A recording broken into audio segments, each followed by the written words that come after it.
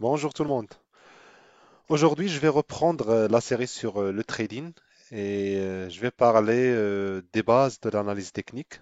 Votre capacité à faire de très bonnes analyses techniques pour prendre de très bonnes décisions de trading dans n'importe quel marché est très importante. Ce n'est pas possible de réussir dans le domaine du trading sans ça. Si vous ne comprenez pas une partie de l'analyse technique ou comment l'utiliser, est très critique parce que c'est une raison principale pourquoi vous n'arrivez pas à réussir dans le trading ou soit vous perdez de l'argent, soit c'est très compliqué pour vous de générer du revenu ou de l'argent avec le trading. Dans cette série, je vais vous montrer tout ce dont vous avez besoin par rapport aux analyses techniques. J'ai déjà montré dans la première vidéo ce que c'est une bougie japonaise ou candlestick et aussi un graphe de bougie japonaise. On va voir aujourd'hui comment détecter les tendances et ce que c'est qu'une tendance. On aura aussi l'occasion de voir par la suite tout ce qui est indicateur, les niveaux de support et résistance, les patterns à détecter pour entrer dans un trade, les stops et les targets. Bien sûr, si vous avez besoin de plus de clarification par rapport à n'importe quelle partie, n'hésitez pas à me le signaler dans les commentaires et je veillerai à préparer une vidéo dans ce sens.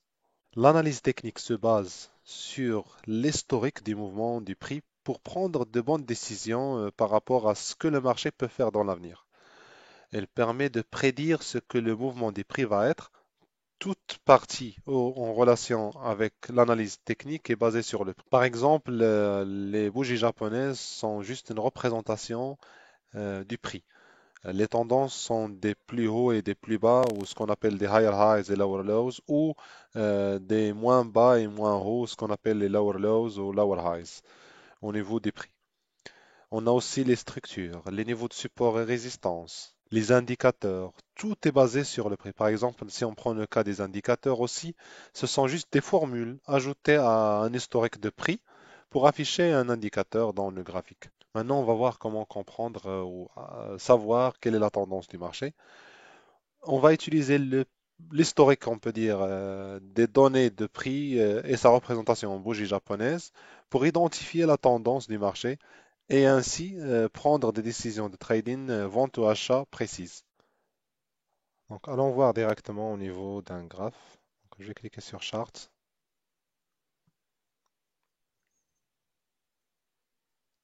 Par exemple, au niveau de ce graphe, si vous voulez deviner quelle est la tendance du marché d'Apple, par exemple, ici c'est par daily, c'est par jour.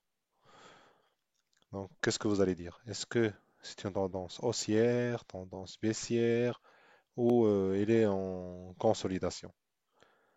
Donc, il y a trois, on peut dire, dynamiques d'un marché. Soit le prix il est comment dirais-je, dans une tendance haussière, c'est-à-dire que le prix augmente de manière continue.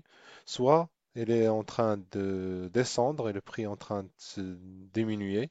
Soit il est dans un range ou dans comment dirais-je, une zone. Il est en train d'osciller à l'intérieur de cette zone-là.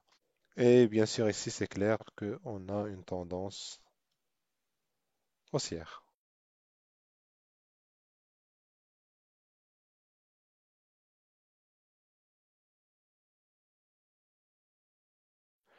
Voilà. Supposons que vous avez un graphe ici. Comment savoir si vous êtes toujours dans une tendance et est-ce que la tendance est haussière ou baissière? Dans ce graphe, on a dit que c'est une tendance haussière. Comment on peut l'expliquer de manière technique? Donc là, je vais tracer déjà quelques flèches ou une tendance. Voilà. Je vais vous expliquer par la suite ce que c'est.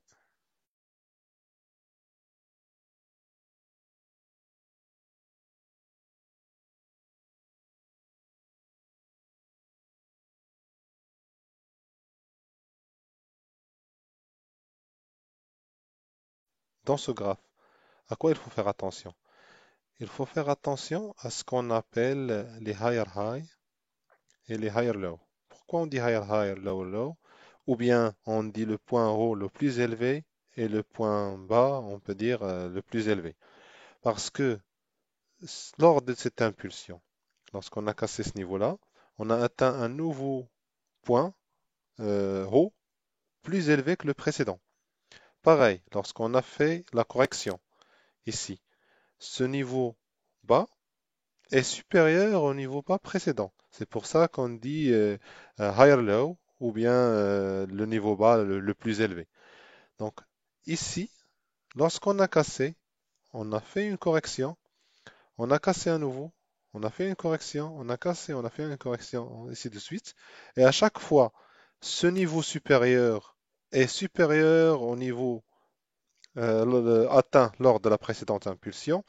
Pareil, le niveau de correction actuel doit être supérieur au précédent. Tant que c'est le cas, on considère qu'on est toujours dans une tendance haussière. Lorsque j'ai cassé ce niveau, c'est comme si j'ai un rectangle qui contient, voilà, je commence ici, je tape comme ça. Pourquoi je fais comme ça? Tant que je n'ai pas cassé ce niveau-là, je considère que je suis toujours dans une phase de correction et je suis toujours dans une phase aux tendances haussières tant que ce n'est pas cassé vers le bas. Si c'est cassé vers le haut, ça veut dire que je continue la tendance haussière, mais je dois changer un petit peu comment dirais-je, le niveau de support. Donc là, je décide que je suis toujours dans une tendance haussière tant que je n'ai pas cassé le nouveau niveau, comment dirais-je, le plus bas, le bas le plus élevé, celui-là, de la correction précédente. D'accord? Pareil, si j'enlève ça. Une fois j'ai cassé ce niveau-là, avec ça, je change.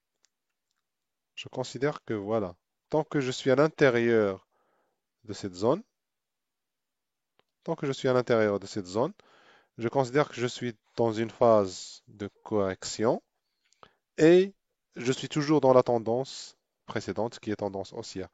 Une fois je casse vers le bas, c'est plus une tendance haussière.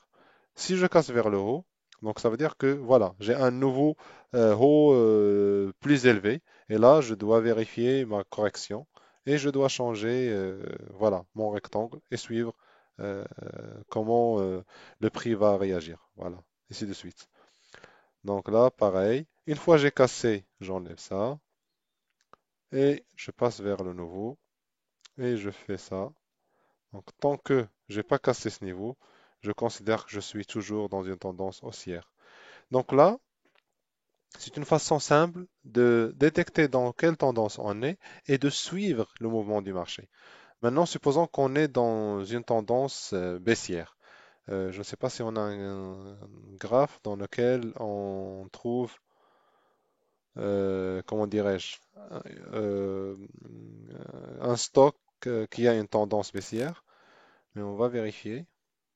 Allons voir Tesla, par exemple. Non. Netflix.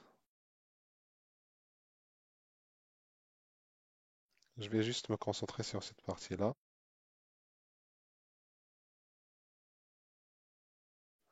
Donc là, si on regarde ici, c'est clair, c'est visible à l'œil nu, qu'en quoi on est dans une tendance baissière. Si on prend ce cas de figure, donc on a commencé à 700, on a descendu jusqu'à 597, d'accord? On a fait une petite correction vers 634, on a descendu à nouveau vers un nouveau bas, plus bas au niveau du prix, 580, d'accord? On a remonté vers un nouveau haut plus bas, 624 ou 21. Ensuite, on a descendu, je pense, jusqu'à, oui, suite à la dernière annonce qu'ils ont fait, jusqu'à 350. D'accord?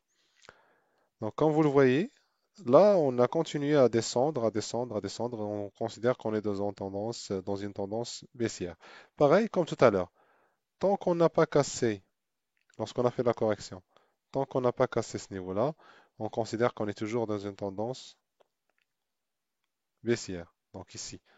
Donc tout ce mouvement-là, on est toujours dans la tendance baissière.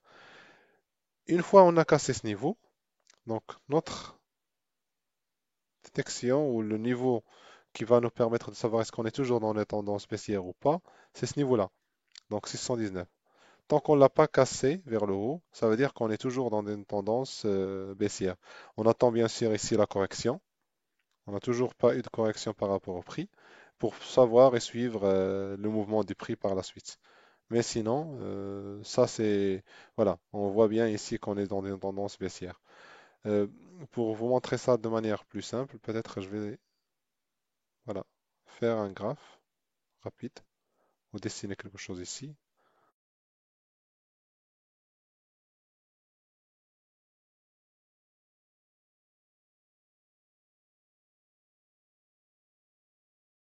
Donc si on prend ce graphe-là, on avait un point ici qu'on peut considérer comme le point le plus bas. Après, on a remonté, on a cassé donc, ce niveau-là pour atteindre un nouveau bas plus bas. Puis on a fait une correction ici, ici, ici. Tant que on n'a pas cassé ce bas ou ce haut le plus bas précédent dans la dernière correction, on considère qu'on est toujours dans une tendance baissière. On attend de voir comment va réagir, comment dirais-je, le marché. Donc, je vais noter ça. Une fois on a cassé, donc, je note à partir d'ici et ici. Tant que je suis à l'intérieur, je considère que je suis toujours dans une phase de consolidation et je suis toujours dans une tendance globale baissière. Donc là, comme vous le voyez, une fois j'ai cassé ça, donc je suis arrivé à un point bas, plus bas, là, je prends le nouveau haut, le plus bas de la dernière correction. C'est celui-là. Et donc là, mon rectangle, il va bouger. Donc ici et ici. Tant que je suis à l'intérieur, je considère que je suis toujours dans une tendance baissière. Une fois j'ai cassé à nouveau ce niveau-là, là aussi, mon bas, mon bas plutôt, le plus bas est celui-là. Et le niveau de correction que j'ai, c'est le dernier. Donc c'est celui-là. Donc le haut le plus bas, c'est celui-là. Et là, je vais bouger mon rectangle. Et mon rectangle il va commencer ici jusqu'ici. Donc pareil, tant que je n'ai pas cassé ce niveau de support, ce niveau-là, le haut le plus bas, je considère que je suis toujours dans une tendance baissière. Si je casse celui-là, je change pareil comme j'ai fait avant. Mais j'ai fait exprès de casser vers le haut pour dire que à partir de ce moment-là, une fois on a cassé ici, on considère plus qu'on est dans une tendance, comment dirais-je, baissière. Il faut faire attention à ce marché-là. Mais là, lorsque vous avez une bougie, elle doit terminer complètement à l'extérieur de ce niveau. Vous pouvez avoir, par exemple, une mèche de votre bougie qui monte, remonte jusqu'ici, mais après la bougie, elle se clôture à l'intérieur. Donc là, on considère qu'on est toujours à l'intérieur de ce rectangle. Donc, elle doit complètement terminer à l'extérieur. Pareil lorsqu'on parle de tendance haussière. Même si donc le marché continue de faire ce qu'il fait d'habitude, donc c'est-à-dire qu'il oscille entre différents niveaux, vous savez déjà quelle est la tendance générale du marché, vous savez est-ce le prix va continuer vers le haut, vers le bas et quand est-ce qu'il faut entrer ou descendre ou sortir du marché. C'est tout pour aujourd'hui.